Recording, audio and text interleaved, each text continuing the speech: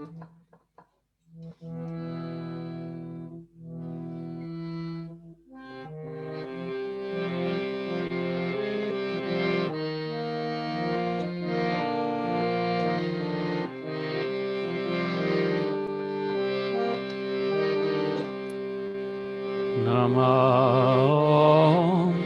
Vishnu Padaya Krishna Prastaya Bhutale Srimate Bhakti Vedanta Swami Niti Namine Namaste Saraswati Deve Gauravani Pracharine Nirvishesha Shunyavadi Pasadyadishatarine Shri Krishna Chaitanya Prabhu Nityananda Shri Advaita Gadada Srivasadi Gaura Bhakta Vrinda Shri Krishna Chaitanya Prabhu Nityananda Shri Advaita Gadada Srivasadi Gaura Bhakta Vrinda Hare Krishna Hare Krishna Krishna Krishna Hare Hare Hare Rama Hare Rama Rama Rama Hare Hare Hare Krishna Hare Krishna Krishna Krishna Hare Hare Hare Rama Hare Rama Rama Rama Hare Hare Hare Krishna Hare Krishna Krishna Krishna Hare Hare Hare Rama Hare Rama Rama Rama Hare Hare Hare Krishna Hare Krishna Krishna Krishna Hare Hare Hare Rama Hare Rama Rama Rama Hare Hare Hare Krishna Hare Krishna Krishna Krishna Hare Hare Hare Rama Hare Rama Rama Rama Hare Hare Hare Krishna Krishna Krishna Hare Hare Hare Rama Hare Rama Rama Rama Hare Hare Hare Krishna Krishna Krishna Hare Hare Hare Rama Hare Rama Rama Rama Hare Hare Hare Krishna Krishna Krishna Hare Hare Hare Rama Hare Rama Rama Rama Hare Hare Hare Krishna Krishna Krishna Hare Hare Hare Rama Hare Rama Rama Rama Hare Hare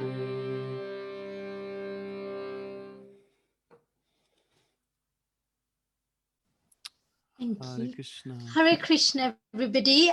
So welcome to this series that we've been doing every Sunday for the past, I've now forgotten which session this is, for a couple of sessions on 5 on the pastimes, on Krishna's pastimes. So what we've looked at so far is things like, Shrashti Leela, which is the material creation, then the spiritual manifestation, the Kala Shakti or time factor.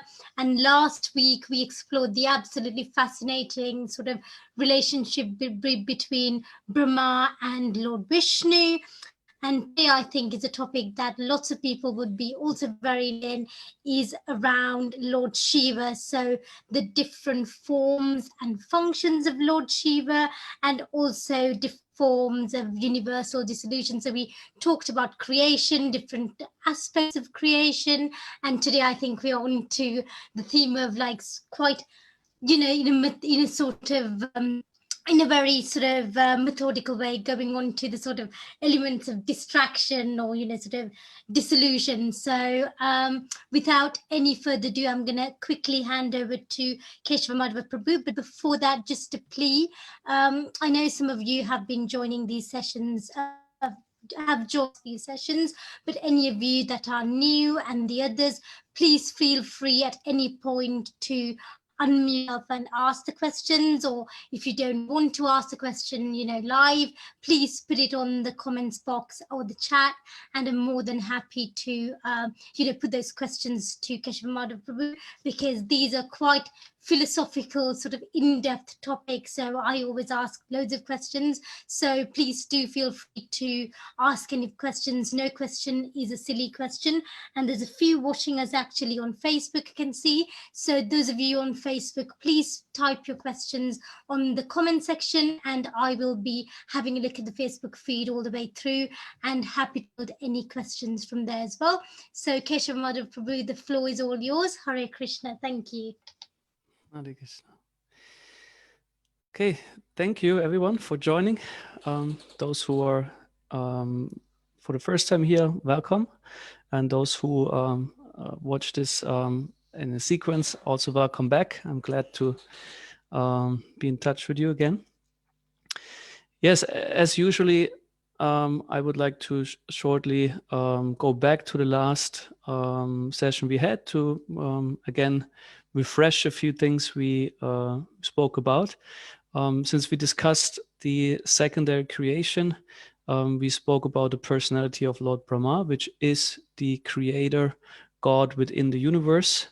We spoke about his particular characteristics, his personal history or story, how he came into existence, how he actually started off, so to speak, as the creator God or the engineer of the universe.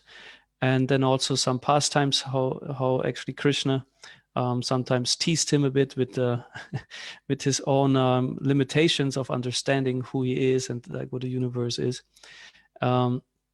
And we discussed, of course, a bit of Vedic cosmology. It's not a topic that I'm competent to go into in depth. It's a quite abstract thing to me as well. But we discussed a bit about the basic 14 planetary systems that are to be existing in the universe based on the Vedic cosmology. That planetary systems not necessarily mean globe. That there's also a mention of dvipas, or like, which means islands. That there are 3 worlds within this universe, actually starting from this is called Bhuloka. There's Bhuloka, there's where the Earth planet is also situated. Above that is Purvloka, which is already a higher planetary system, and then come the heavenly planetary system, Svargaloka, up to where Brahma's planet is, quite on top. It is imagined like as out of Vishnu's navel comes the lotus stem on which Brahma is manifested on top. He's called Svayambhu. Since he's unborn, means Vishnu does not require a female counterpart in order to create entities. So he just out of himself manifested Brahma. That's why he's called the unborn. And he is actually the one who works closely together with Garbhodakasha Vishnu within the universe, who gets empowered by Garbhodakasha Vishnu to manifest the planets themselves. So actually we discussed how the planets lay, let's call it, dormant in a subtle state within the body of Garbhodakasha Vishnu. And then Brahma is actually empowered to manifest them around the lotus stem. He situates them according to their position, where they're supposed to be. And then also Brahma is the creator of all sorts of living entities. They are being manifested out of his own body. And we'll also hear today of how Lord Shiva is actually also, or was supposed to act as what is called Prajapati. Praja is progeny, and Pati is father. So like someone who fathers progeny is a Prajapati. And also Lord Shiva actually has a function in that regard. So Brahma is a very powerful being. We heard how he's actually conscious of the whole universe, of the inside of the universe. We discussed his lifespan, which is immensely long. And also that he has 4 heads was an interesting detail, because when Brahma started his life on the lotus flower, he was unconscious or ignorant about who is he really and what he's supposed to do. There are different reports we discussed. There's the Brahma Samhita, which is telling the story of Brahma. There's the 2nd canto of the Srimad Bhagavatam, and also the 3rd canto, where we hear from different sources about the same incidents of Brahma with slight change of detail. And so we heard his story of being, first of all, unconscious, and then he became illumined, or like enlightened about his work of performing the creation. And the first, in one report it is mentioned, it was dark in the universe, no sun was manifest yet, and he was wandering in space and thinking, okay, what's happening here? Where am I? And in due course, when he looked in all the 4 directions, he manifested his 4 heads. So that's the story we find also in the Srimad Bhagavatam. And then later Krishna showed him that there are actually Brahmas in different universes with up to millions of heads. Hard to even imagine like how a living entity can have millions of heads, but also tens and thousands and hundreds. And then he revealed to Brahma, this universe we are in is actually the smallest of all. So you have 4 heads, but all those who have many more heads, they reside in way bigger universes than you. So we heard that the universe, according to the Vedic version, has a diameter of 4 billion miles, which is immense. And this is the smallest one in Krishna's creation. Okay. Yes, and today we want to focus on a very important personality, let's say a bit on the contrary, but also not on the contrary. Lord Shiva is known to be the presiding deity over the mode of ignorance, whereas Brahma is known as the presiding deity, or like a guna avatar it is called. The term Srila Prabhupada uses is qualitative incarnation or avatar, representing the mode of ignorance. And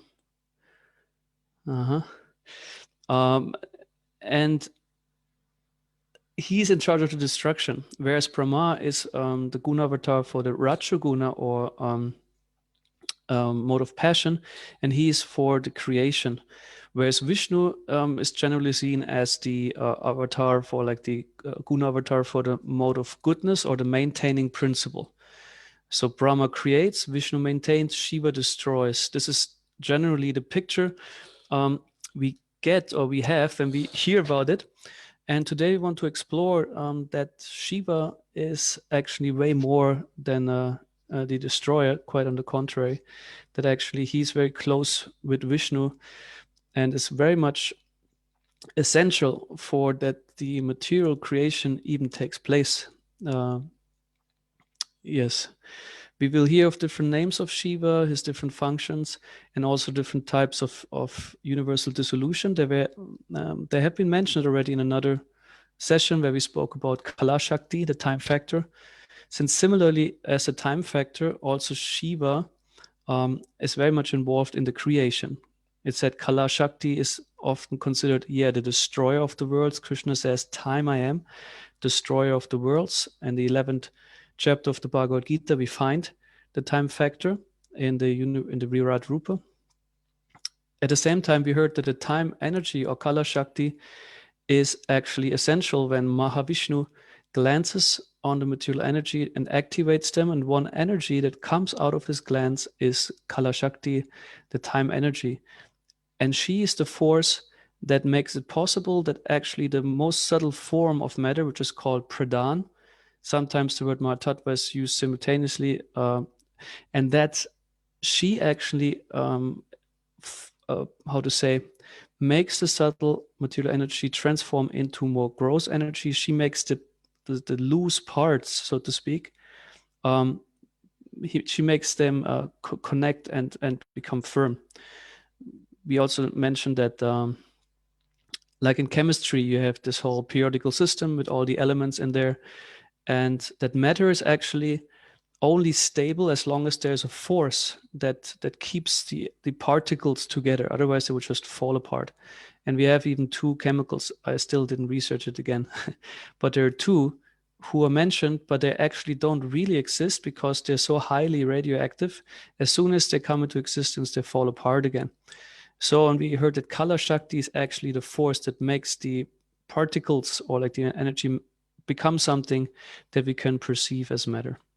So, and also Lord Shiva has big part in the creation, because we hear in the Brahma Samhita that Vishnu, Mahavishnu, is not only sending out Kala Shakti with his glance. We also heard that his internal energy, Ramadevi, is having a function in this glance, and it also the living entities, means us, we are being transferred by Mahavishnu's glance within the material energy. And this way we come in touch, so to speak. And that also from this very glance, there's a dim ring of light coming from Mahavishnu's glance. And it's described in the Brahma Samhita as this is the divine Shambhu.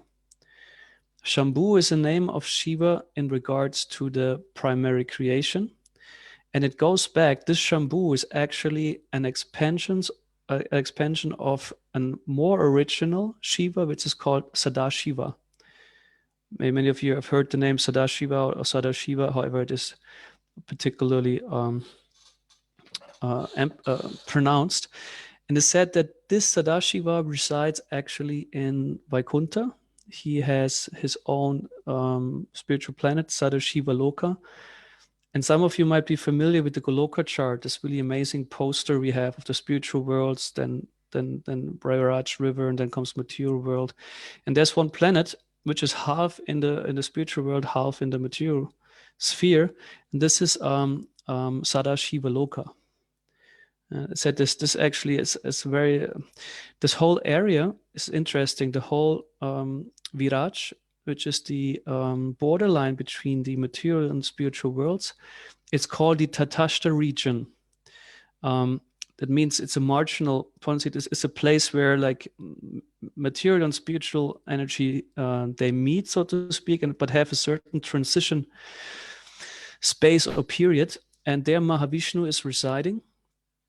And there also we have this whole Shiva Tattva. It's interesting that Shiva is in his original Sadashiva form actually Vishnu Tattva or Vishnu form, who then is expanding himself into the form that is called Shambhu.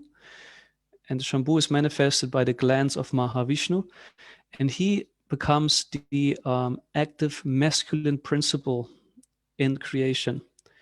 So before any material universe is truly manifested, there is this, let's call it prototype form of Shiva, Sadashiva in the spiritual world, who manifests Shambhu, which is again another prototype, so to speak, for the Shiva we know in this world. So Shambhu is involved in the primary creation, and he said under the direction of Mahavishnu, who is the initiator. Mahavishnu is the initiator of the material creation, and he empowers Shambhu, the original form of Shiva, to be the masculine principle and Maya Devi, or the material energy, is the feminine principle. And these two then unite, and out of the unity of the two, then actually the material creation is happening. All the manifestations take place. So everything is a play of masculine and feminine principles, means the original masculine and feminine principle, represented by Shambhu or Shiva as the masculine principle, and Durga Devi or Maya Devi as the feminine principle, the receptive energy.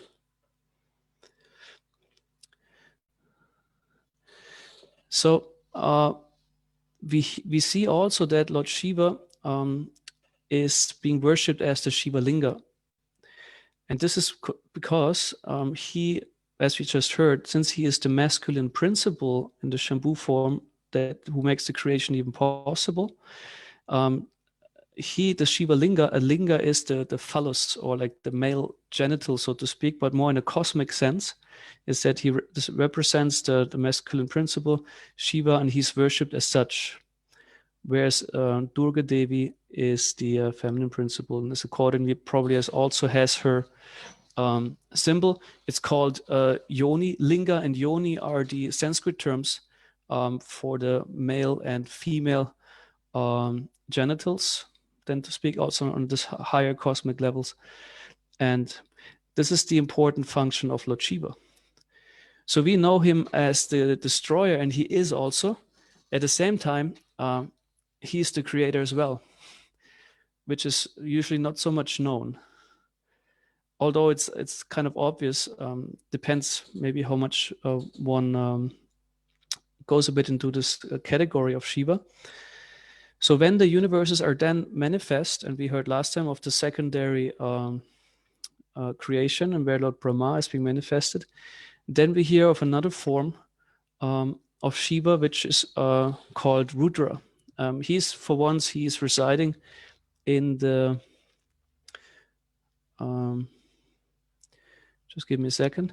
He's residing within the universe as Shiva, and then he takes another form which is known as the Destroyer.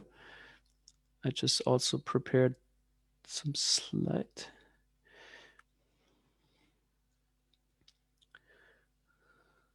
So I hope you can read it. Should become big. Yes. So we see him here in his form as Shiva riding on his bull Nandi. So and he's followed by his, or like accompanied by his followers, which are mainly ghosts, so-called Bhutas, and also devils. All these ghostly creatures take shelter at Lord Shiva because he's the lord over the mode of ignorance. And each of the devas has his own carrier. We didn't mention it, but last time also Lord Brahma has his own carrier, which is a swan. He's riding on a swan, whereas Durga Devi, the female associate or consort of Lord Shiva, rides on a tiger. I don't know if it's in English the king's tiger. Yeah, this most sublime tiger she's riding on. And Vishnu is laying on Anantashesh, the snake bed. So and I listed here again these four Shiva forms. Sadashiva is the original form in the spiritual world, from whom Shambhu manifests, the one who is involved in the primary creation, coming from the glands of Mahavishnu, who is the active masculine principle of creation. And then Shiva, the form within the universe, expanding from Shambhu to be in charge of the mode of ignorance. And also the Brahma Samhita describes that Lord Shiva is the one who controls or governs what is called the false ego.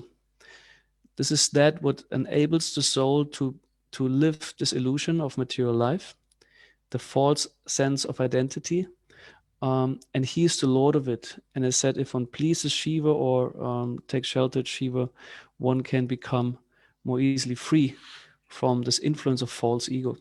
And I said one of the names of Shiva is Ashutosha, which means he's easily pleased. So he's considered also to be the greatest Vaishnava, actually. We hear that he has his own Sampradaya. which is the Rudra Sampradaya.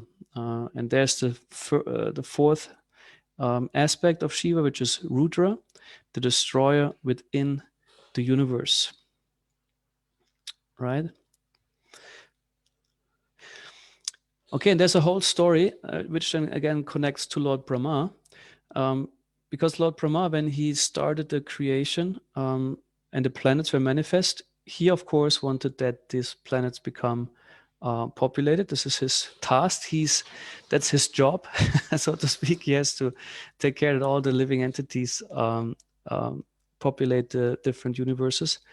The Bhagavad Gita gives a number of species, which is 8,400,000, as we find also in the Bhagavad Gita. Is it also the 8th chapter? I'm not sure. In different chapters we find that. They are a combination of the three modes of material nature. The basic three modes of material nature, which we discussed already, sattva, rajas, and tamas, passion, goodness, and ignorance, they're compared to colors. Actually, one meaning of the name guna is color. Another meaning is quality, and again another meaning is rope.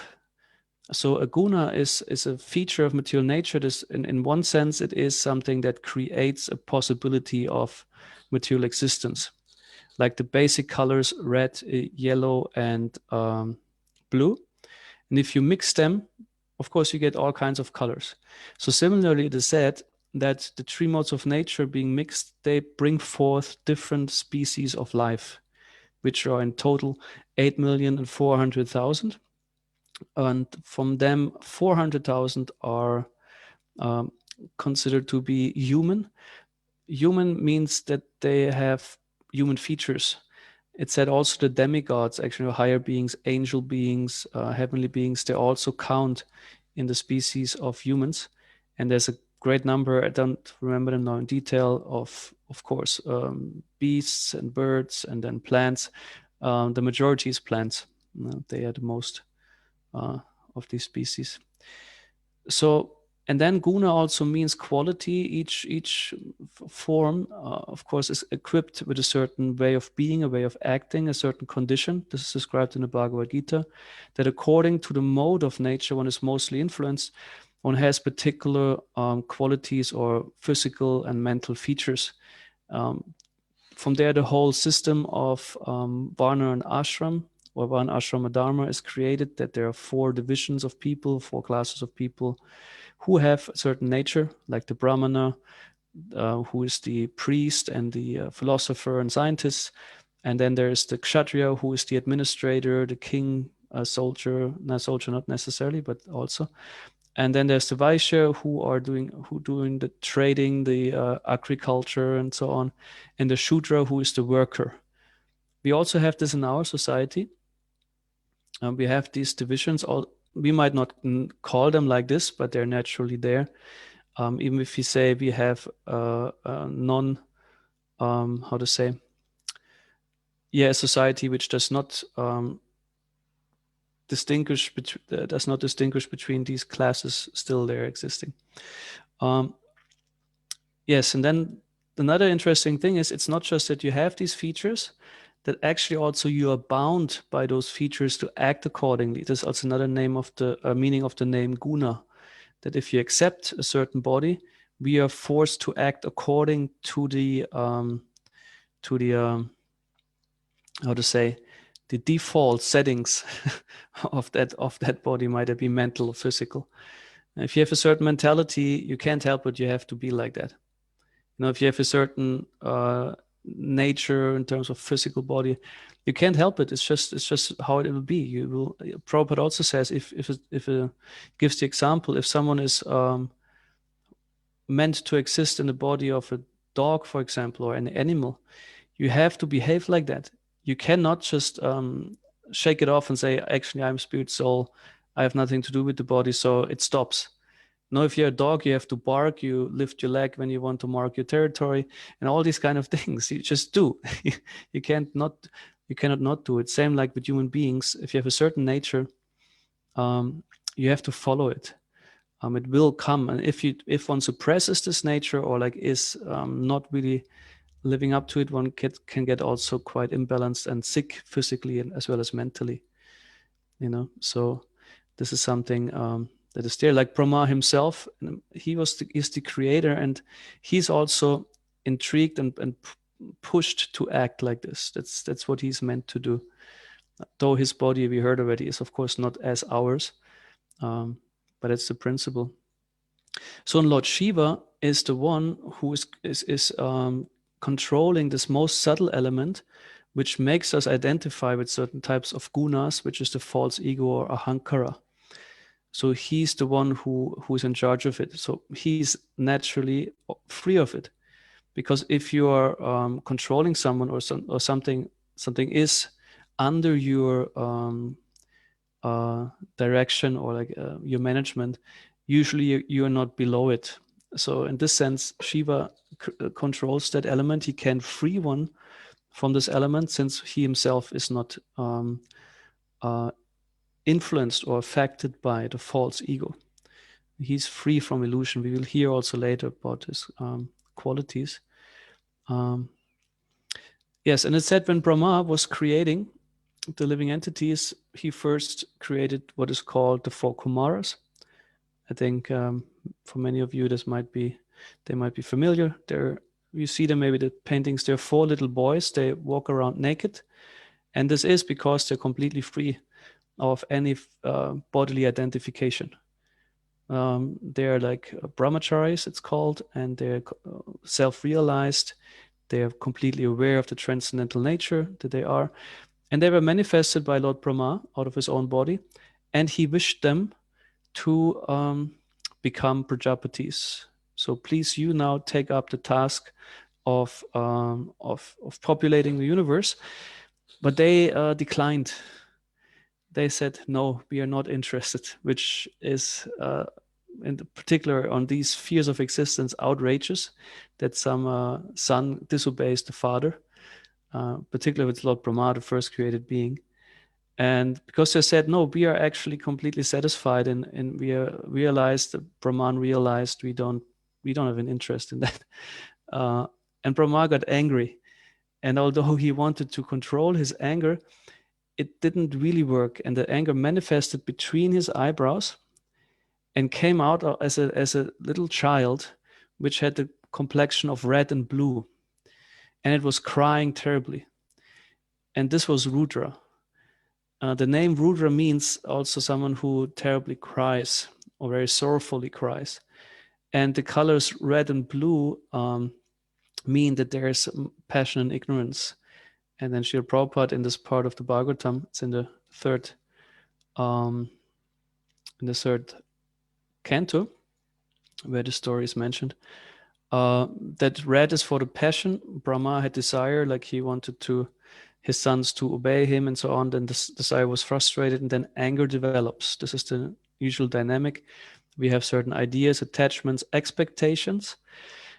And when they're not met, then anger is coming. And this is Rudra. The Rudra principle is a destructive principle. And interestingly, though, when then Rudra was born, first of all, he asked Brahma, please, now you created me, give me a name and tell me where I'm supposed to stay. So, and Brahma, of course, said, dear child, okay, I hear you're crying. I will give you a name, don't worry. And he named him Rudra because he was crying the way he cried, quite intensely. And then he also told him where to stay. And I will shortly check the words. Yes, so here this in the 12th chapter,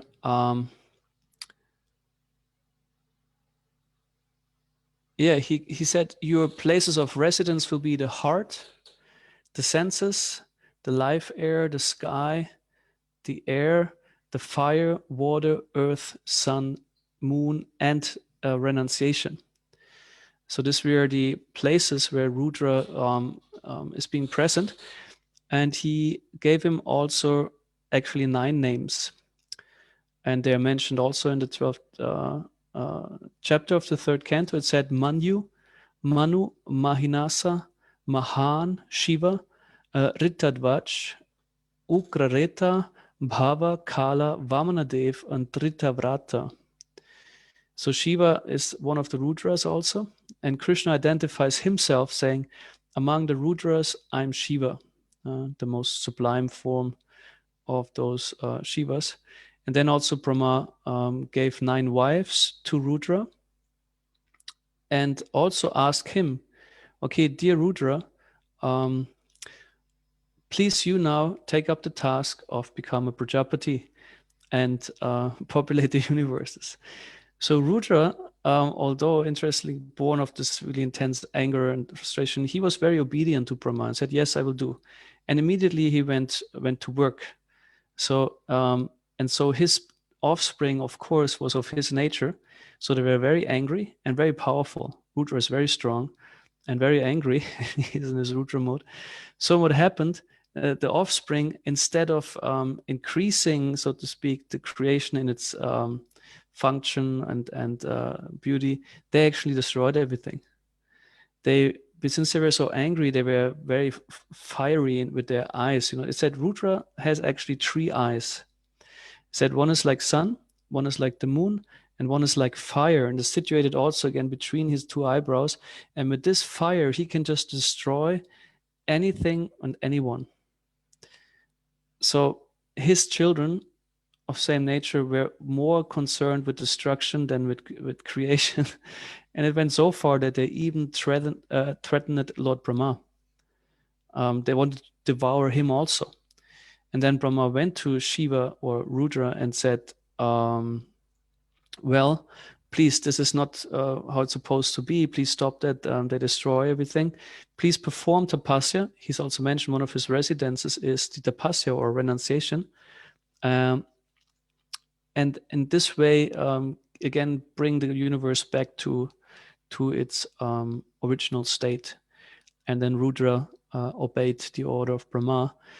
So this is one story how Rudra actually came into existence within the material world. So at that point, may I shortly check for questions or comments? Yeah, we've got a few questions flying around. The first one is actually around Lord Brahma, actually. So Jnana Dev's just asks, so in Krishna conscious, Brahma only has heads. So my understanding was like the Brahma we're referring to is the Brahma for our Lord Brahma for our sort of universe. But then he's just said, I'm trying my best to remember different lineages have different perspectives. As Brahma had 5 heads and one was cut off in other traditions. I don't know, Vaughn, if you want to clarify anything or put the question better yourself. I don't know. Thank you. Thank you. It was a wonderful worded, articulated way, but it's just that, yeah, in some other traditions, it said that the Brahma had 5 heads and then one was cut off because he was infatuated with Saraswati. So I know that from conversations that I've had previously with some gentlemen from the Krishna conscious movement, it's because of this lineage that some things are interpreted differently. And it's not only in this lineage, but in many different lineages of Hinduism and Varna Ashrama, things are done differently. So I was just making sure that it was just in this lineage that it was explained as 4 heads, because I was just curious. That was it. Mm-hmm. Yeah, I'm sure in different Puranas, mostly in the Puranas, there are the stories that tell us about the events as such. And I think it's probably like, I'm not aware of that story, but I'm sure probably some Purana, because I'm aware of the story that, Brahma once got attracted to his own daughter. I forgot the name now, and this was quite a scandal in the universe. And then, but the consequence of that, in this story, I'm not anymore aware. Yes, we worship the 4-headed Brahma as our actually first guru. I mean, we don't do it practically so much, but actually we honor him since he's the beginning of the Brahma Madhva Gaudiya Vaishnava Sampradaya, which is our line, starting from Lord Brahma.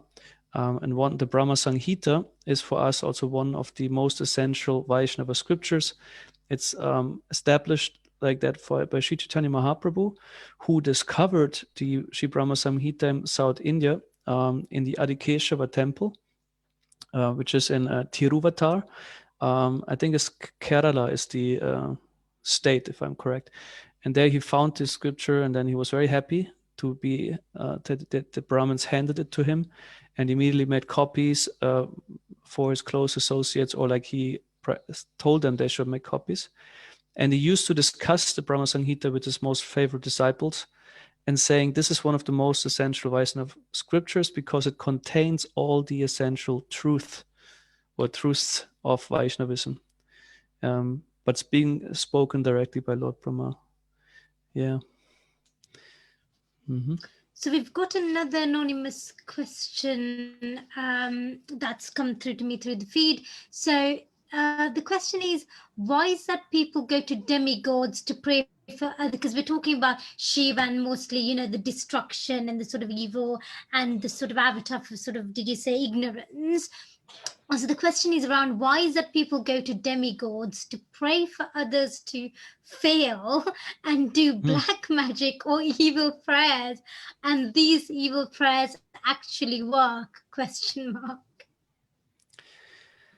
Well, that's I think this question opens up a bit more of a complex topic. Simply put, in one sense, such deities like Shiva, they of course are a shelter for just every living entity, no matter who they are. So he gives also refuge to those. That's one of his glories. Shiva means the auspicious, and he gives shelter to those who have no shelter otherwise. So he gives to the ghosts, to the so-called devils, and all these creatures. He gives shelter, because that's also one of his features. He is very compassionate. At the same time, he governs the mode of ignorance, and also he is, we will hear it later, Yogeshwara or Yogeshwara. He is the master of all yogis, but also to some degree Yogeshwara. Yogeshwara is the name of Krishna, meaning he possesses all mystic opulences in full. So we'll hear in detail more about the mystic opulences. But he's also, as I mentioned before, Ashutosha, easily pleased, and also provides material benefits, whereas Krishna is not known for that. He's more known for ultimately giving, taking away from, he taking care of his devotees, but also taking away from them. Srila Prabhupada once expressed it in a very humorous way, saying, "Don't give trouble to God." Means don't give trouble to Krishna. And he mentions the person who asked Krishna, "Please protect my home, please protect my possessions, please do that for me, I'm your devotee." And then there's another devotee of Krishna says, "Please Krishna, make me successful in stealing, I want to rob this place tonight, please help me succeed." So, and Prabhupada is saying, what is Krishna supposed to do? No, two people come to him and saying, one says, "Protect my property," and the other says, "Please help me to steal a property." And then he says, don't give trouble, don't give trouble to God by that. But of course, it hinges to the aspect of karma, and that we all have different karmic accounts, and a person like Shiva is also fully aware of them. He's also above time. He's the knower of past, present, and future, as Brahma is. They're both Trikalagya. So by giving also benedictions or not giving them, or by not withdrawing curses, they also act, in my understanding, they act also on a superior vision, knowing which person is supposed also to get what type of karma at what time in their lives. So on the receiving end, it might feel unfair, or it might feel wrong, but our perspective is not as broad, or like we don't have the Trikalagya perspective. So therefore, for us, this often might be irritating or confusing. The tantric stuff is also due to a curse, even as far as I understand. There is in the Srimad Bhagavatam a story how it actually covers quite a few chapters in the fourth canto, starting with how Daksha, one of the Prajapatis, offends Lord Shiva. Shiva has his followers, Daksha has his followers, and in due course, quite tragic events happen. The wife of Shiva, Sati, is taking her own life, and she is the daughter of Daksha. Shiva reacts to all that with sending a powerful demon actually to behead Lord Daksha, who then is being brought back to life by getting a goat head. And it's a whole story, but it turns the followers of Shiva and Daksha then cursed each other. And one of the curses the followers of Shiva received is that they will become actually atheists, very fallen people. That they will, in the name of Shiva, do things that actually are not, what they're not supposed to, like intoxicate themselves. And I think also this whole black magic is a very tamasic thing. But it's a power available within the universe, and persons who qualify, so to speak, for that, they will get it. And person whose karma allows it to be victimized by black magic, this also will then accordingly happen. So that's my understanding. I hope this can, satisfies your inquiry. This is what I can say about that. We've got a question from Dylan. He says, please, what do you mean that Lord Shiva gives, but Lord Krishna takes away, please? One comment on that, you mean? Yeah, so Dylan, do you want to unmute yourself? I think it may have been something you referred to, but I can't, it's escaped my mind. Horrible, yeah. When you say if someone like prays to Lord Shiva, he will give us things, but then Lord Krishna will take away. What do you mean by take away? Yes. Oh, Krishna is also known as Hari. This is one of his names. And the name Hari means the one who takes away or who steals. Krishna is fond of stealing. You also see his pastimes. He likes to just cause some little trouble also by stealing. But it's also meant Hari is stealing the hearts of the devotees, and so that they actually also become disinterested in material enjoyment, whereas Shiva is also taking care of those who are in a situation where they cannot let go, who are so addicted to material benefits, so that he gives them, because at the same time what he does is then, or like the demigod worship in general, what it is doing, that they, although they give material benefits, which is in a sense a disadvantage, because the soul can then indulge again in materialism, it still requires then the souls to act piously and to respect a superior authority, like a god, like for an element like Surya Dev, or like any other god like Shiva. So in this way they remain in a situation where they do worship, though it is not pure worship or not fully transcendental. But it's not in the highest self-interest. And I said Krishna is not so much he empowers devas like Shiva to do that, where he himself is not interested in to give such benedictions necessarily. He's known as Hari, the one who takes away. Hope that answers your question, Dylan. We've got a very interesting question from Jnanadev, as usual. He says, why is Shiva always depicted as this crazy destroyer, but only destroys with a purpose? Also, the fact that he's blue because he swallowed the poison to save humanity. Now, I can't remember what it is. I've also heard the poison story, which is quite interesting. So if you can clarify that for us, please. Yes, perhaps we can simply continue a bit with the descriptions, and I think many things might be cleared. One reason, in order for the appearance, Shiva is, maybe this might be connected, or we can connect it to being free from a false ego. He is not interested in any material status, in any material possession. He is adhira, means undisturbed. It says even his wife, which is the most beautiful goddess, like Durga Devi, the material energy personified, she could not agitate him while he was in meditation. So he is considered a staunch brahmachari, a celibate monk even. And so he is renouncing. He has no need to live in a comfortable home. He even says, I go to places no one goes, like sitting there in a crematory where all the ashes fly around and stuff. And it's also to show I'm not interested in anything material.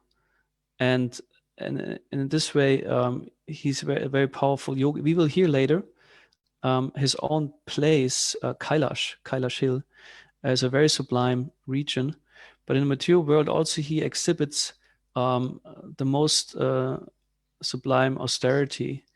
And yogis, or those who perform heavily austerities, one of the features might be that they behave like madmen, simply also to not get involved with anyone, because everyone stays away from a madman. If someone acts like crazy, who wants, would you go on the street at some kind of crazy fellow, like looking like didn't take shower since months, or like is whatever, you would not want to engage yourself with this person. So this is also a strategy for saintly persons to keep people away from them, to not be diverted from their spiritual practice. Also Maharaj Yudhishthir, one of the Pandavas, he was the senior Pandava. Yamaraj personified, the king of Dharma or religiousness. And when he decided to give up his whole kingdom, it is described how he immediately renounced a crown and scepter and all the statues, all the clothing, and left home. And then he went out in the world, and then gradually by mystic yoga process, he also gave up his bodily identification. And it's also described how he walks around like a madman, like apparently crazy, but this means simply he withdraws himself from all conceptions of material identity. And then anyway, they don't fit anymore in anywhere. They don't want to fit in anymore, but not because their mind is overcome with tamagun, but simply they use that kind of state to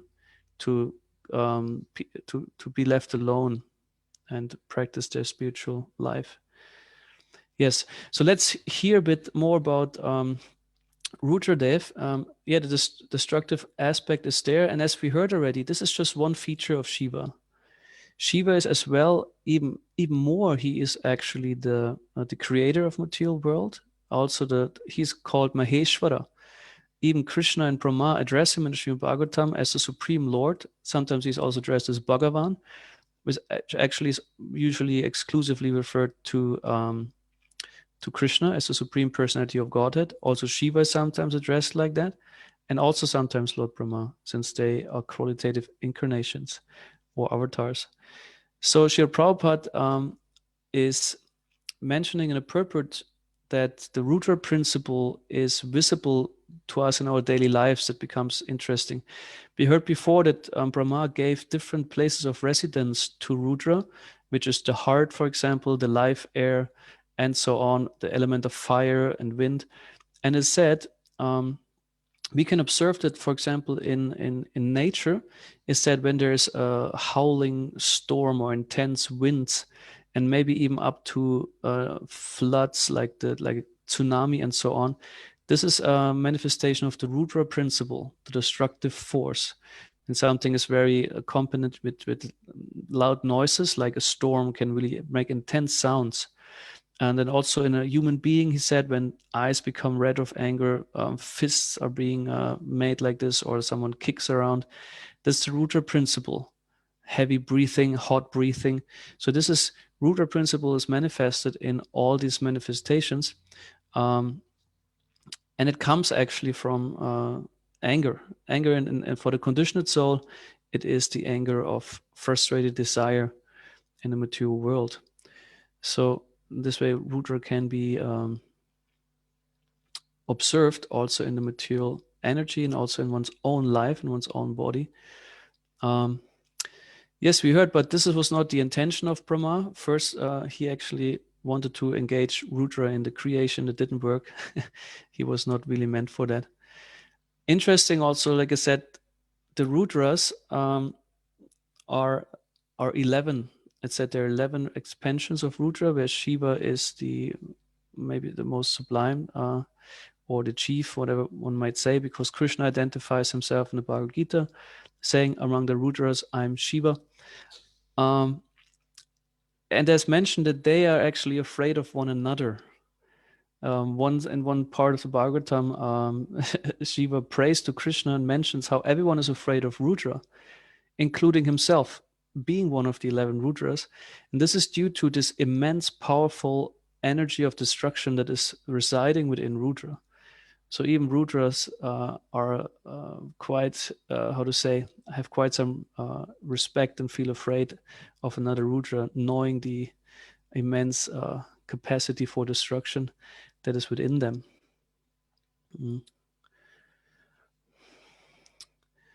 So, okay, so we heard about the different forms of Shiva. Interesting might also be to look a bit at the symbols Shiva is wearing. And let's again go back to that. So we see that Shiva has, for example, snakes around his neck and around his body. And they actually represent his own origin, which is Shankarshan. Shankarshan meaning a form of Vishnu that brings forth also Mahavishnu, who is his origin.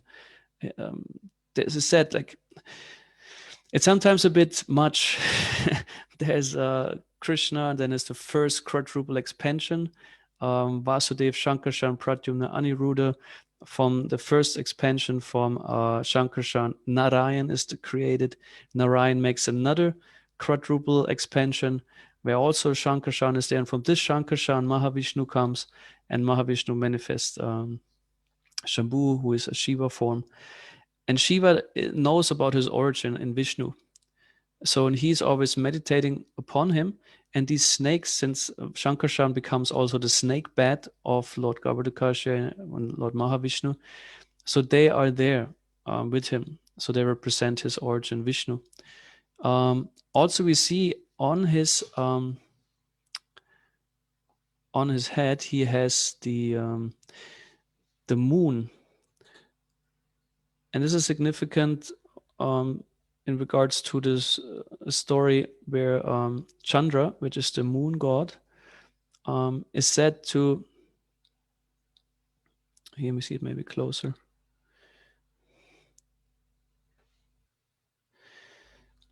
Yeah, we have a family picture of Shiva, Parvati, and Ganesh. So the moon once had married 24 wives of Daksha, and he, in particular, in detail, he cared also only about one properly, and the other wives were neglected. And Daksha was very angry about that, and he cursed the moon to lose his splendor. And then, of course, the moon was afraid of that, and he took shelter at Brahma, who told him go to Lord Shiva. But Lord Shiva said then the curse cannot be undone, and that was quite a problem, because the moon is responsible for so many living entities at night. Also, it said in the Bhagavad Gita, Krishna says, I become the moon, and then the vegetables and so on, they become juicy and powerful due to the moon. Also, the water, we know, is controlled by the moon. The mind is said also is influenced a lot by the moon. So what happened is Shiva ultimately said, take shelter at me, reside on my forehead or on my hair. And a solution can be that you partially lose your splendor and then regain it again. And it said that then actually the waning and waxing moon were created. Before, the moon was kind of constant, or was constant all the time. And then due to this curse, it came into that the moon disappears for a while and then again shows up. So waning and waxing moon have been created in this circumstance, according to the Vedic version. And then we see he has this water on his head, which is the Ganges, which is another story where he agreed to in connection to Vamanadev's Leela, who kicked through the shells of the universe when the Ganges came through to simply to catch it on his head. So the Ganges is there. And so we have a few symbols of Lord Shiva with a trident, that we saw. It's a bit different. I'm not so fully clear. I mean, of the source, one possible option is that he says he destroys material attachments. With that, this is trident is a destructive feature. And then also one part peaks to the higher world and the material obstacles. I'm not anymore sure. I have to research that a bit more in detail. And we see here also famous is Ganesh, the son of Lord Shiva. Maybe we could shortly mention why he has an elephant head. I think some of you are familiar with the story. I guess, yeah, you are. Yeah, maybe there are also different versions of it. It is said that Shiva and Parvati was pregnant from Lord Shiva, or like she received a child, and Shiva was not aware that this was happening. So once he came back to his residence, and then he saw this guy, there, and he immediately took his weapon and trident, and he severed his head. And just later on, Parvati told him, "Hey, that was your son." But he just didn't know it was the pastime. And then he, in order to bring him back to life, he said, okay, just the next close by animal was an elephant. He cut off his head and put it on the body of Ganesh, his son, and then brought him back to life. And then, this is the story how he got in short, how he got an elephant head. We also see him often as having one of his teeth broken. And this is so because with his teeth, he used them as a pen to write down the Srimad Bhagavatam when Vyasadeva was dictating it to him. So Ganesha said he is the remover of obstacles, also on the path of devotional service, but also a giver of benedictions. Very famous also in India. So, yes, there's also a bit about Shiva's external symbols. And said the relationship, since the snakes represent that he's connected with Shiva, and Brahma Samhita points out how one can understand the connection between Shiva and Vishnu. Since Shiva is not, it said he's not a living entity like Brahma or we are. He's not an individual soul, but he's also not Vishnu. And it said, Kshiram yatha tati vikara vishesha yogat sanchayate nahi tatha pritak ashti heto ya shambhutam apitatha sambhupaiti karyat govindamadi purusham tamaham bhajami. And it's described that as milk through the cultivation of some acid turns to yogurt, but the effect of yogurt is in its cause neither identical nor different from milk. So in the same way, the Supreme Lord, Govinda, is turning into Shambhu, like similarly like milk turns to yogurt, in order then to perform the pastime of destruction. So milk and yogurt, essentially they're one, but at the same time they're different. Milk can turn into yogurt and is still there in a sense as milk, but still it's different. So, and we hear in the Nectar of Devotion that Krishna's forms can be understood and also held apart by understanding the qualities that are manifest within them. And it said Krishna has all in all 64 qualities. The living entities have maximum 50 of those qualities to very minute degree. And it said in the personalities of Brahma and Shiva, those qualities plus 5 become manifest, means 50 in the regular jivas, but then there are 5 more qualities that to some degree also manifest in Brahma and even more in Shiva. And I would like to get to that now with you. The 51st quality is unchangeable. So in Krishna, it means also Krishna is not influenced by material nature. So he's not subject to transformations of the material modes, the gunas. We heard before, like guna means also color, and the different mixtures of forms, and they in themselves deform also under the influence of time, and things are changed, bodies change, minds change. But actually Krishna is not subject to change. That means unchangeable. And also Brahma and Lord Shiva, to a bigger degree, they have this quality. They're practically more or less free from the three modes of nature. Just sometimes they either appear or are affected by accordingly Rajaguna or Tamaguna. But otherwise they are very transcendental, or like have not much influence of the modes, since they actually control them. Then there's a second quality, which is also in Lord Shiva, which is not in the regular living entities. This is all-knowing. And we addressed it already before, the Trikalagya aspect. He's actually free from time, or situated above time, as Brahma also. Brahma is being addressed as Vibhu by the demigods, indicating you are not influenced by time, but you, even the knower of past, present, and future, Trikalagya. Krishna is supremely full of this quality of all-knowing, and Shiva also has it to a big degree, bigger than Brahma. And then it said, ever fresh is one of the qualities of Krishna, and this refers to, Srila Prabhupada explains it also, that Krishna's name, qualities, and pastimes are never satiated. They never become dry, they never become boring. They're always full of capacity and potency, like his holy name. And we also hear Lord Shiva is worshipped since also almost time immemorial, since he's one of the great gods within the Srishti Leela.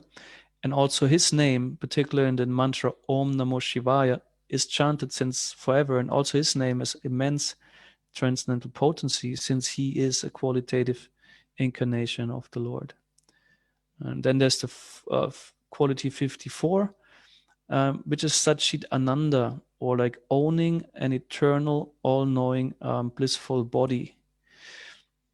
Krishna, of course, has Satchitananda Vigraha, means his body is completely pure, transcendental energy.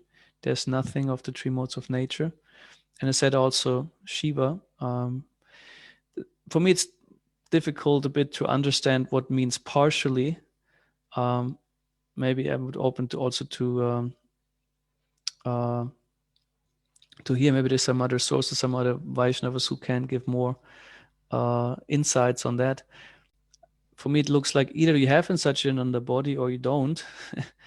To have it partially, it's kind of a bit difficult to imagine. But I said this quality is also there in Lord Shiva to a big degree, that his body is almost transcendental. Then 55, that he is possessing all mystic opulence. So this comes again to the Yogeshwara aspect of Krishna. And also Lord Shiva has these mystic potencies to a very high degree, where we'll speak more about later. So perhaps we can have another short interruption or break for seeing if there are any questions or comments that we shall address. So I think we've got a question from Sharma, really saying, Hare Krishna, is Lord Shiva eternal? So I think probably it goes back to the Satchitananda issue, the point we mentioned just now. From what I read,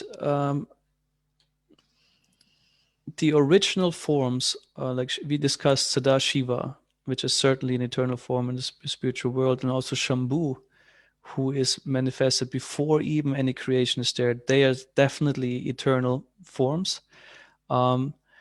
Shiva within, or Brahma within the material universes, exists also only as long as there's a universe.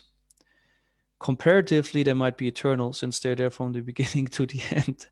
But they're also, their function and service, so to speak, is only in relationship to the material world. So they exist only in this context. Srila Prabhupada even says, in regards to Kshirakasha Vishnu, or the Super Soul in general, or Vishnu, exists only in the material sphere, because this is his function and purpose. He doesn't have a Vaikuntha planet Where's Narayan? So in my understanding also that applies to Shiva and Brahma. They have their purpose and meaning in regards to the material creation, and also are being manifested or unmanifested with the creation. Brahma, if he's a jiva particularly, anyway, he gives up his body. If it's a qualitative incarnation of the Lord, he simply becomes unmanifest, we would say. He remains dormant somewhere in his original form. He's maybe withdrawn. So like as Shiva expands in Shambhu, and then Shiva, like also things can go backwards, that the expansions take shelter in their origin.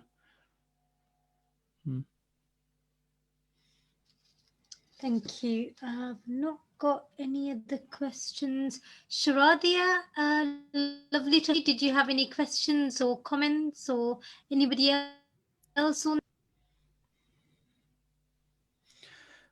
Okay. Okay, I think we can continue. Okay. Hare Krishna. Slight delay. Hare Krishna, Sharadia. Thank you for the very interesting talk. So, Prabhu, I was just thinking, you mentioned that Shiva has a partially transcendental form, and then you were saying that it's quite like difficult to understand. So, I've got a question. Couldn't it mean that his form is less affected by the passing of time? For instance, when we have the partial destruction of the universe, then his form is not affected. Like our forms are definitely affected by that destruction, but his is not. But in the final destruction of the whole universe, then his form will be affected. So it's more transcendental, because transcendental is like transcendental to material energy. Thank you. Yeah, that's a very insightful perspective. I would agree to that. Makes sense to me. That he's not affected by that, since also his residence is way more above. It's getting already partially transcendental. Yeah. So I think this is just for my benefit. So we said, obviously, Sadashiva form is the original, so like the first sort of almost manifestation, and then we move on to Shambhu and then Shiva and Rudra. So essentially all these are, like we said, different forms of Vishnu or Mahavira or Krishna, isn't it? Ultimately goes back. Yes. Sadashiva Okay. is said to be an expansion of Krishna, and he himself can then manifest further forms. Okay, cool. Thank you. Yes. Just wanted to clarify that. Yeah, I think we can carry on. Cool.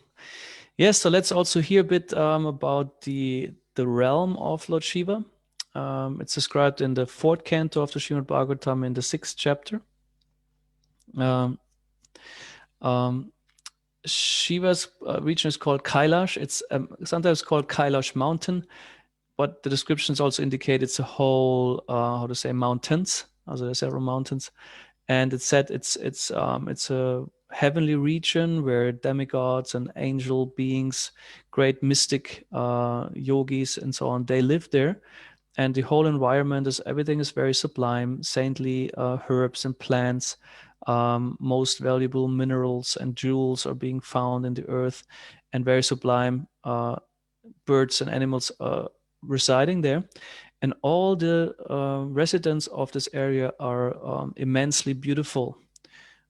It's also said the more higher one goes, the more actually the bodies resemble more of the original beauty of the soul.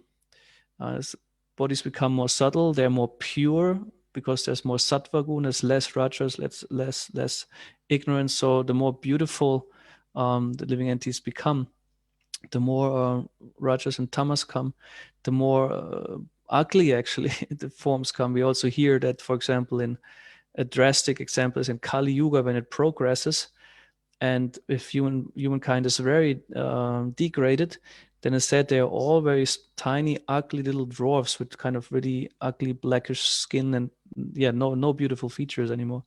So they're very beautiful. And it said there exists a banyan tree which measures 800 miles in height and 600 miles in in diameter. And it said that the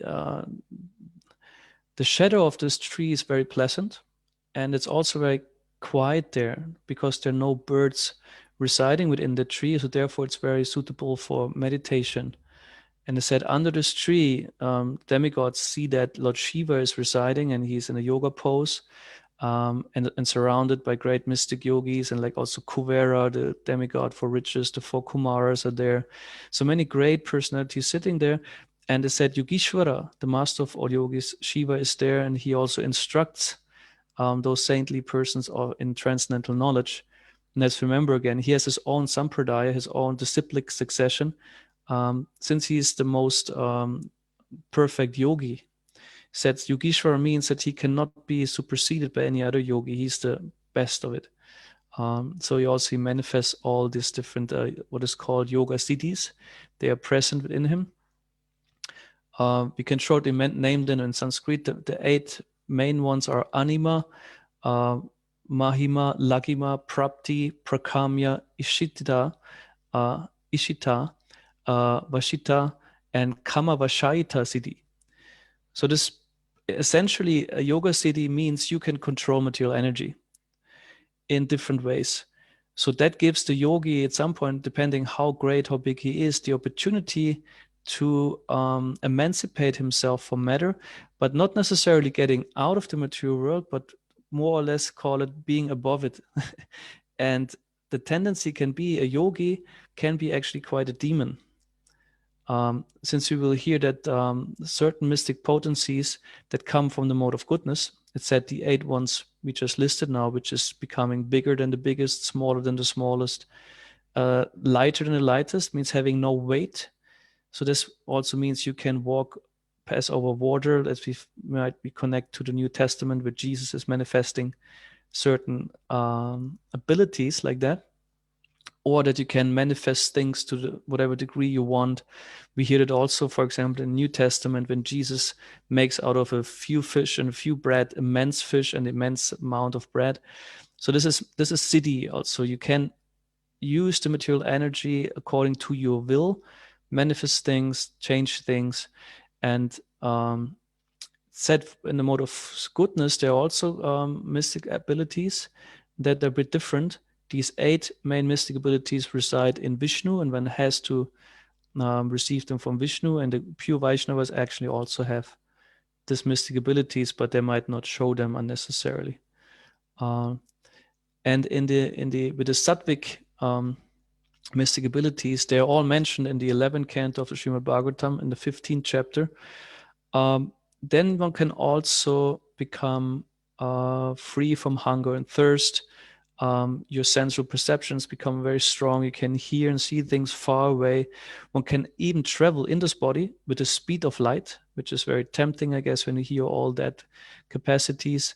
The yogi can also decide himself when to give up his material body. We see that also in Bhishma Dev on the battlefield of Kurukshetra. That he decided, although his body was completely torn apart already, still he could maintain it, so to say, the life air within it, and decide himself when it will finish completely. So it's not related that you can commit suicide, as you can do. It's about if the body would already quit functioning, you can still make it kind of stay and decide yourself when to leave it. And then also such yogi could enter the body of another person, manipulate his or her will, make them act accordingly. And this is the tricky thing about the yoga siddhis. They tempt a jiva to, become exploitative and be God yourself, or all powerful as God. And then they can even become God defiant by considering themselves, actually, I'm God. I don't accept the Supreme Lord because I have so many powers. So that's why also it's not so advised to strive for them. Shiva is not at all tempted, but in him, many of all these potencies, they reside within him. It is described that he always meditates on the well-being of all living entities. Yes, and then we heard about practically all his features quite extensively. All right, yeah, this was also his realm a bit. And then I would come to the part of the destruction, the partial destruction of the universe, where Rudra plays an essential part. And we heard before that Rudra was manifested by Brahma from his forehead. In the Brahma Samhita is also mentioned that Rudra or Shiva becomes manifest from the forehead of Vishnu. There can be in different situations. In the 5th canto, prior to the end, we hear about Lord Anantadev, which is an expansion of Vishnu, and that he also, again, between his eyebrows, manifests Rudra at a time of destruction, also based on anger. Some of you might recall when we spoke of Kala Shakti, we heard from the 5th canto how Anantadev is also manifesting the anger of God, so to speak, when he becomes angry with the conditioned souls, that they don't give up the materialistic consciousness and do not use the chance to elevate themselves to spiritual consciousness and go back to Godhead. So then he wants to destroy the worlds because he sees you don't use them properly, you misuse the material nature. Therefore, he gets angry. And then he manifests Rudra to do the destruction. And we can see that he then manifests the 11 Rudras, or practically Rudra is himself, manifesting himself into them.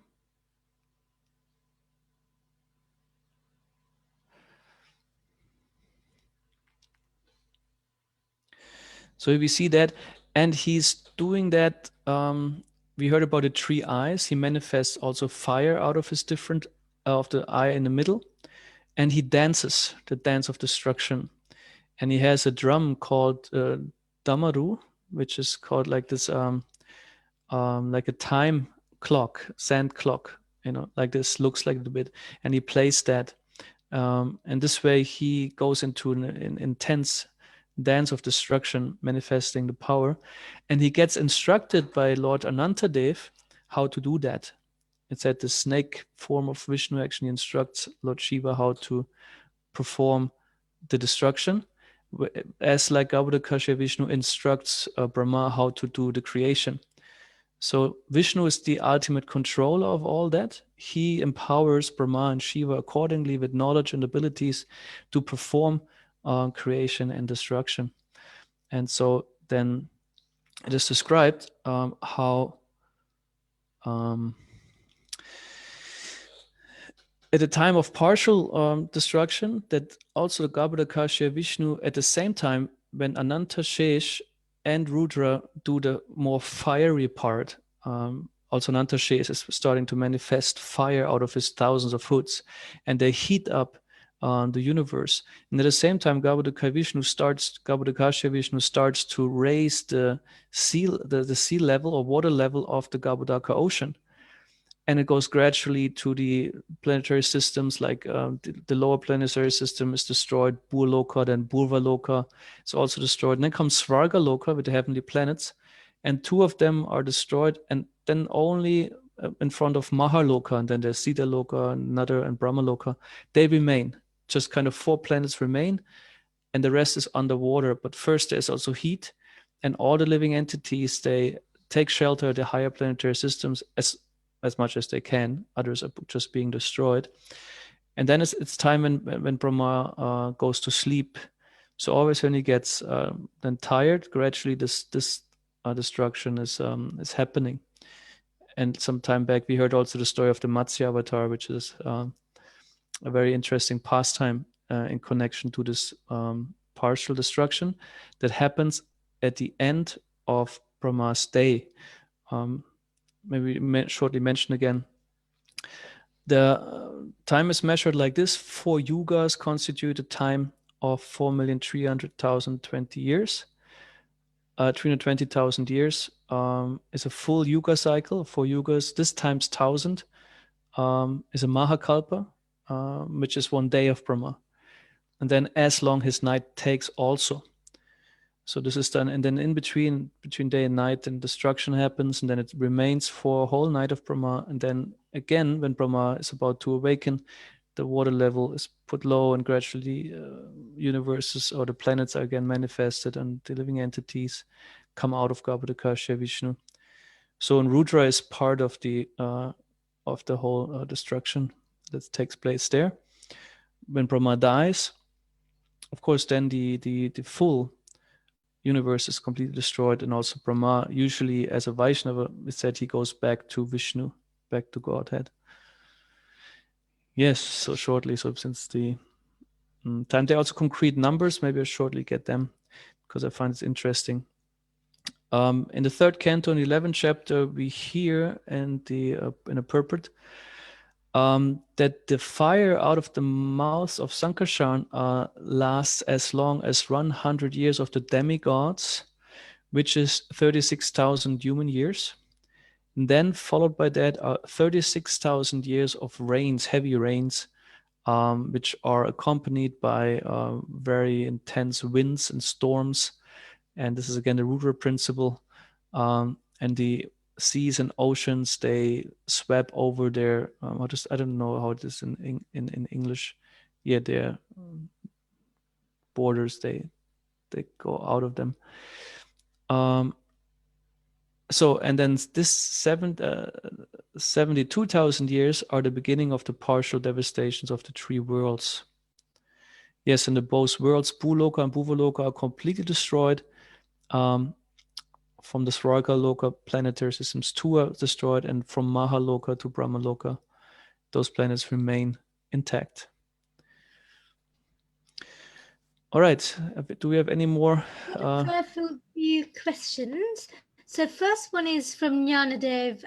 He says, if Shiva is Shakti, where does she come into this? I think he's referring to the fact that I think Durga is also referred to as Shakti, or the energy. She comes in different ways into place. When we hear of the form of Shambhu, we mentioned before, she's the feminine principle, also the receptive part, whereas Shiva is the masculine active principle, the giving part. So actually when Shiva and Durga Devi unite, then the whole material manifestation, first in forms of elements, becomes possible. It's a connection between male and female principle, or masculine and feminine principle.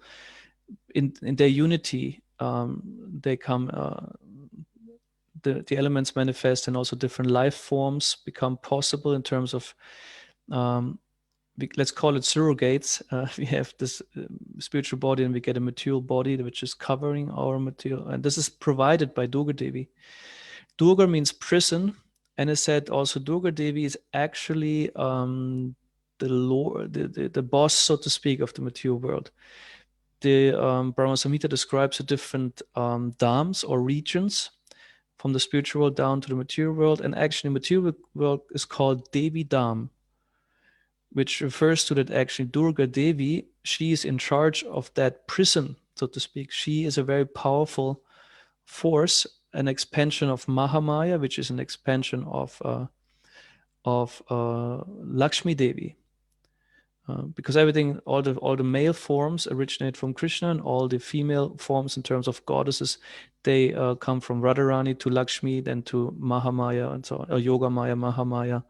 They're different lines of descendancy, so to speak. So, and she is practically as powerful as Shiva, so it's understood, as not too much mentioned, or at least I was more focusing now in the research of the personality of Shiva. Usually in connection to him, Durga Devi is also mentioned a lot, but maybe with some more research, I might find more details in regards to her role in detail. But mainly the 2 of them together, they make the creation possible in all their aspects. So I think Vaughan's response to that is mentioning Shakti more so to give a shout out to the women / female energies that always seem to be brushed aside when speaking of the gods in some lineages. Thank you. Do appreciate it. Thank you. Yeah. Maybe shortly we do have another.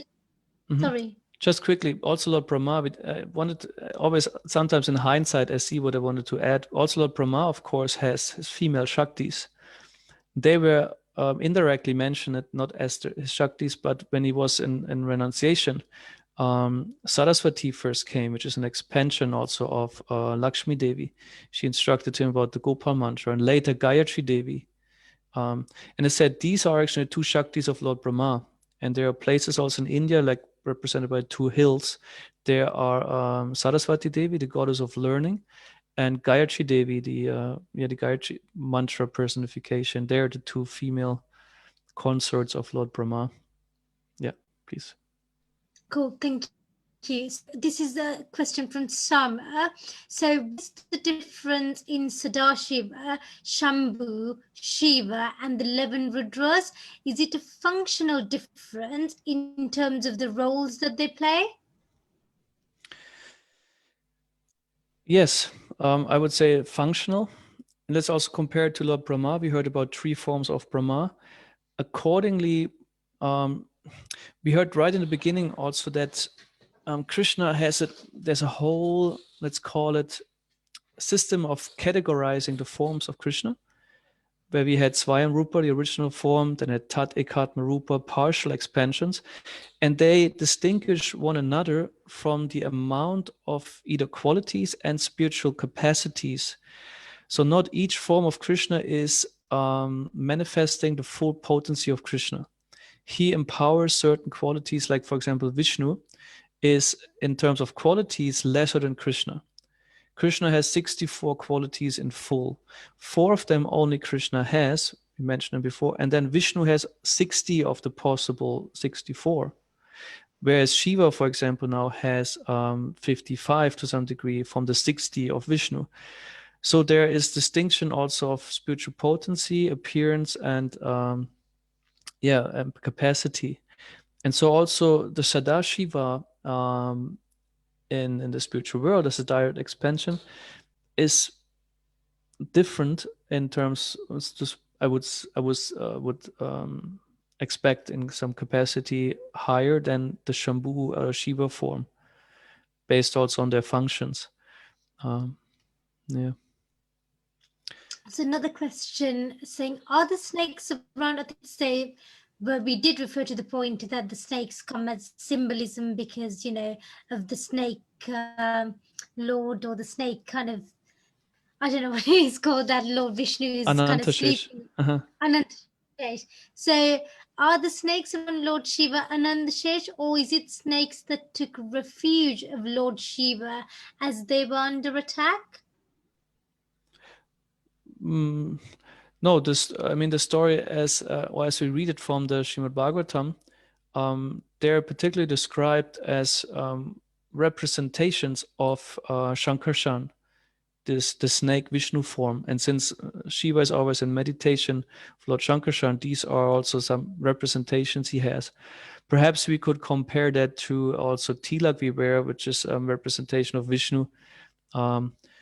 Maybe there's a story where also snakes took shelter at Lord Shiva, it might be.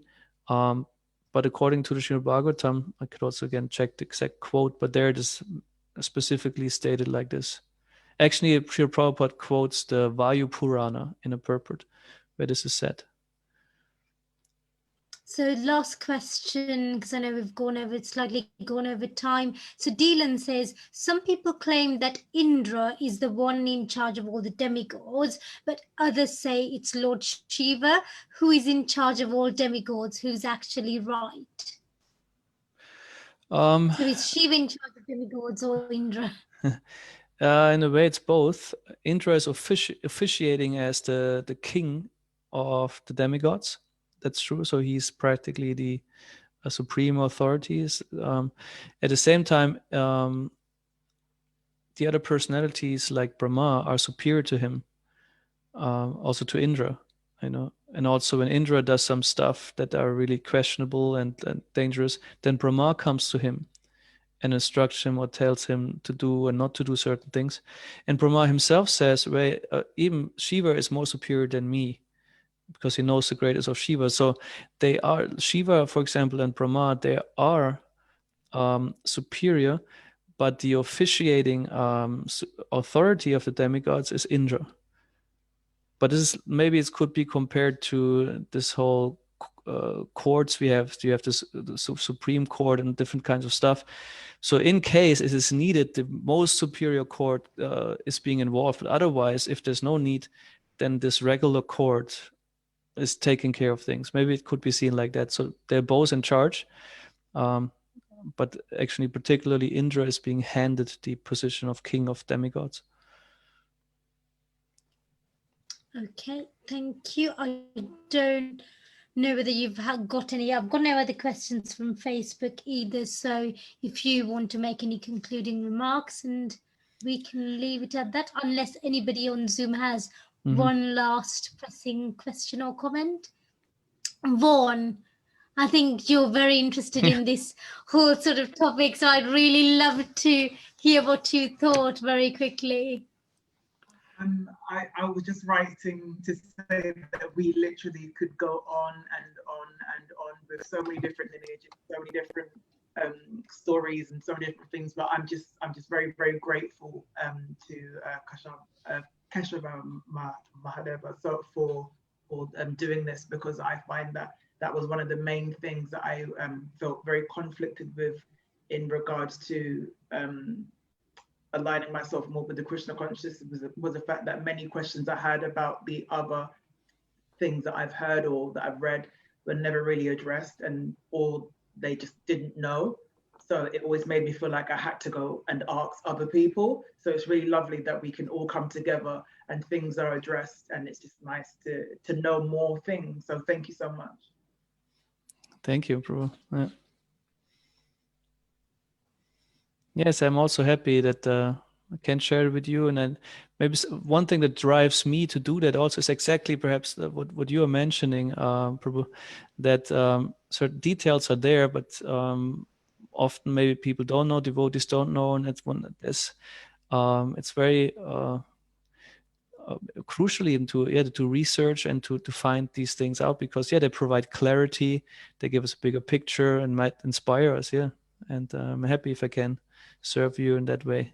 Yeah. So we've got one final question, sorry, from the anonymous person. I think that they asked previously by people going to demigods to pray for bad stuff to happen and what have you. So the question is, so if we worship Lord Krishna, all bad prayers people might make through demigods will be shielded and cancelled, right?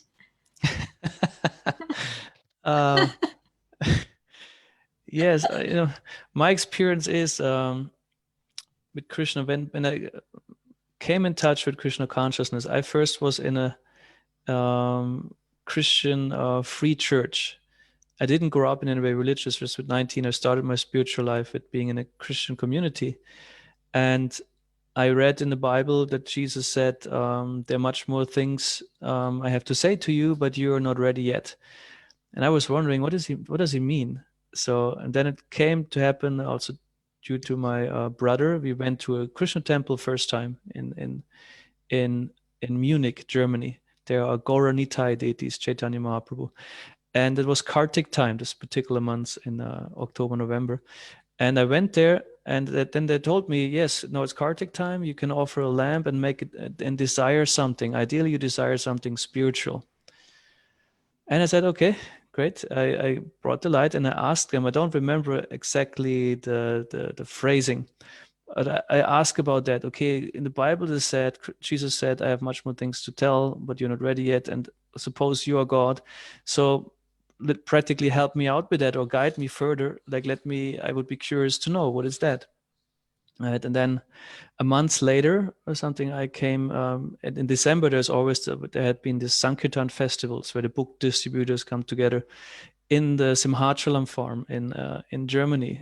And I went there, and then I met my first spiritual master, who later gave me initiation. And he was also doing preaching in this field, Christianity, Krishna consciousness, Jesus and Krishna. And so I got quite some answers, and actually my desire got fulfilled. Hence, perhaps because it was a spiritual desire, it led me on the way to practice Krishna consciousness. I have no experience of maybe directly asking Krishna for material things, What I see though, when I look back, stayed some years in a brahmachari ashram and then lived and started my education, that actually Krishna arranged things in my life, either where I live, how I can live, where I think backwards saying, oh, this is actually what I always wanted. I didn't specifically ask for it. For example, I have a particular place, how to live, also the flat I live now or before that. It was actually fulfillment of an unspoken desire where Krishna could see, oh yeah, he would like that. He would really probably do well if he gets that. His mind will feel peaceful, or like with the partner you get, or with the opportunity you get. So I see that Krishna, as he says actually also in the Bhagavad Gita, I think it's in the 7th chapter, where he declares that if one engages oneself fully in devotional service, I mean, I myself would not say I did that. I didn't fulfill the requirement. I guess Krishna was very compassionate and merciful with me. That he says, I will, he says, Yogakshemam Vahamyaham, I will maintain what I have and give what I lack without their having to ask. Because Krishna is sitting in the heart, and of course, reciprocation means you also express what is in your heart. You don't just go and say, okay, Krishna, since you know everything, so I don't have to mention it, isn't it? It's more like, but the spiritual desires is good if you express them and pursue them. And perhaps I would rather encourage you to have faith that Krishna knows your material needs, and he will give you what you need in due course of time. I experienced it just in hindsight. So hope this is maybe giving you a good answer. I think I had a very similar thing. Because I've come from I've had a Buddhist upbringing, but although, there's so many, scriptures, everybody who practices religion now, mostly, like, it doesn't matter which religion, we are all kind of almost autopiloted to go worship, offer things, ask things, you get things, you're happy, then you're fulfilled. So it's a continuous vicious cycle of craving for things, really, in the name of religion or spirituality. So since I've taken to Krishna consciousness, I've kind of had to reprogram my mind almost. Do not ask anything, just ask for opportunities to serve. And then I've never to this date asked anything, honestly, because I'm really guilty almost asking, because thinking you came into Krishna consciousness because of this desire to serve, because it's almost the opposite of what you've been doing for like 20 odd years. So do not go back and ask for things. But like you said, Krishna almost knows what you need. I was moving houses about 6 months ago, and I was in desperate need in the middle of lockdown for a hammer. And just genuinely, all the shops were shut. And I posted randomly, on this community coronavirus response group saying, I'm really stuck. I really need a hammer. I just need to put a desk together, because if not, I can't work. Honestly, this random strange woman I'd never known said, I've got a hammer. I'll bring it to you. And the next day at 11 o'clock in the morning, honestly, her partner just knocked on my door and dropped the hammer. So, like, it's the strangest thing. People just wouldn't believe. And I never asked for Krishna. I was just like, really, like, I really desperately need this hammer. Like, what do? I didn't say, oh, Krishna, please get some strange lady to drop me a hammer. So I think, like you said, it's just, I think I've found the more you stop asking and just the more things have fallen into place, weirdly. So that's just my funny little story. Thank you for sharing, Dee. Maybe then at that point, also at the end, I would like to thank you, Dee, also for always taking care to advertise, to co-host and MC these sessions. I'm very grateful for that. It's wonderful to feel supported. Also Shardia Rasa, who is also now again with us, who made that possible. Yes, this series will have one more part next week, and there we particularly will discuss the individual souls, or Jiva Tattva, which is a very fascinating topic, which deals particularly with the nature of the spiritual soul and its relationship with Krishna. So I would be happy to welcome all of you and maybe even more people to join that meeting, and that we can hear and also discuss about this most essential topic. So thank you to all of you for your participation, your questions, your interests, and your sharings. Hare Krishna.